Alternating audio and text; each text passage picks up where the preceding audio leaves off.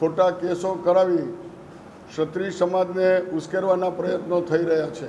અત્યાર સુધીના અમારા આંદોલનો છે એ આંદોલનો અહિંસક રહ્યા છે.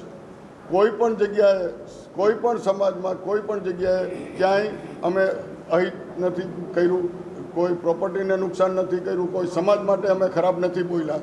પરંતુ અત્યારે ભાજપ હારી રહી છે ત્યારે એ લોકો ઉશ્કેરણી કરી સમાજના આગેવાનો ઉપર, અમારી સ્ત્રી અસ્મિતાઓના સામે કેસ કરવાના પ્રયત્નો કરી રહ્યા છે.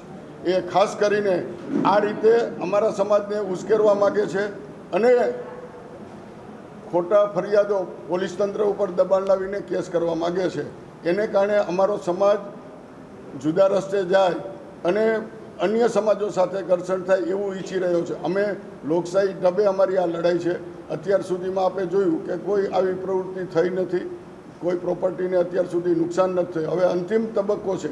7મી તારીખે અમે ભાજપ વિરોધી મતદાન કરવાનું સંકલ્પ આખા સમાજે કર્યો છે, સોગંદ ખાધા છે. ત્યારે એ પ્રવૃત્તિમાંથી આ લોકો વિક્ષેપ કરવા માગે છે. એની સામે જ અમારો અવાજ છે. જામનગરની અંદર દાખલા તરીકે એ લોકોએ જે ખોટી ફરિયાદો દાખલ 6 નંબરમાં ખોટી અમારી માતાઓ બહેનો ઉપર ખોટી ફરિયાદ દાખલ કરાવી છે ભાજપ દ્વારા.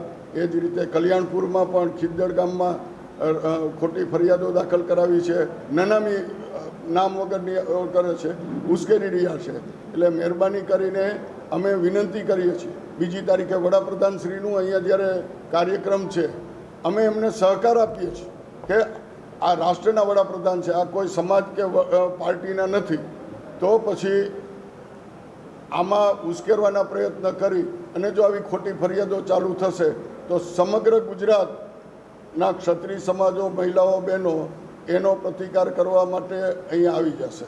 એટલે આ પરિસ્થિતિમાં અમે એ જ વિનંતી કે અમને મહેરબાની કરીને ખોટી રીતે છંછેડો નહીં. અમે લોકશાહી ઢબે લડીએ છીએ.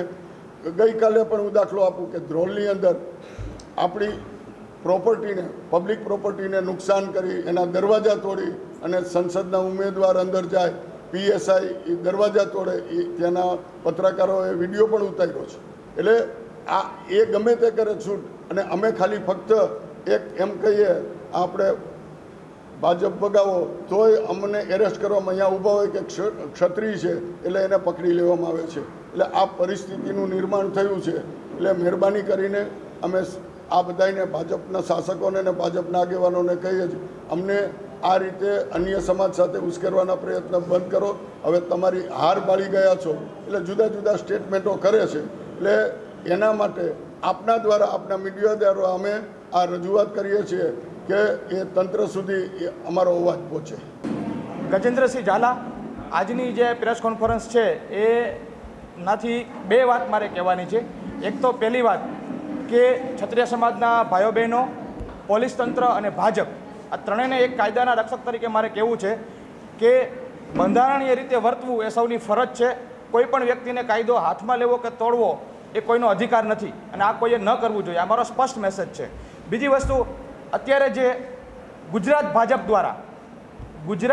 દ્વારા ખોટી ફરિયાદો ક્ષત્રિય સમાજની બહેન દીકરીઓ ઉપર કરવામાં આવી રહી છે અને ક્યાંક ને ક્યાંક ગુજરાત ભાજપનો એવો એજન્ડા હોઈ શકે કે ખોટી ફરિયાદો કરી ક્ષત્રિય સમાજને ઉશ્કેરી, જેથી કરીને જ્યારે પ્રધાનમંત્રી ગુજરાતમાં આવવાના છે તો પ્રધાનમંત્રીનો પણ વિરોધ થાય.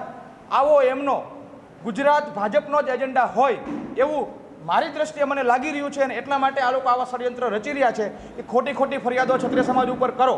કારણ કે ક્ષત્રિય સમાજ આજ દિવસ સુધી શાંતિપૂર્ણ રીતે પ્રોટેસ્ટ કરી રહ્યો છે અને ક્ષત્રિય સમાજના હર હંમેશ આગેવાનોએ પણ તમામ ભાઈઓ બહેનોને એ જ વિનંતી કરી છે કે ક્યાંય પણ કાયદો હાથમાં લેવાનો નથી. આપણો જે બંધારણીય રીતે શાંતિપૂર્ણ રીતે જે વિરોધ કરવાનો છે એ જ રીતે કરવાનો છે. અને તાપના માધ્યમથી પણ હું ફરીવાર ક્ષત્રિય સમાજના તમામ ભાઈઓ બહેનોને હું વિનંતી કરું છું કે તમે માત્ર ને માત્ર કાયદાનું પાલન કરી, ચૂંટણી આચારસંહિતાનું પાલન કરી અને જે બંધારણીય રીતે આપણે જે વિરોધ કરી શકીએ એવો જ વિરોધ કરવાનો છે. ક્યાંય હિંસાને સ્થાન નથી. કોઈ કાયદો હાથમાં લેશો નહીં.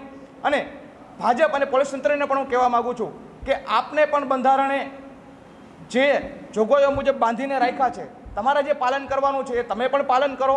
તમે પણ આદર્શ આચારસંહિતા અને જે પોલીસ મેન્યુઅલ છે, જે ભારતના કાયદાઓ છે એનું તમે પાલન કરો.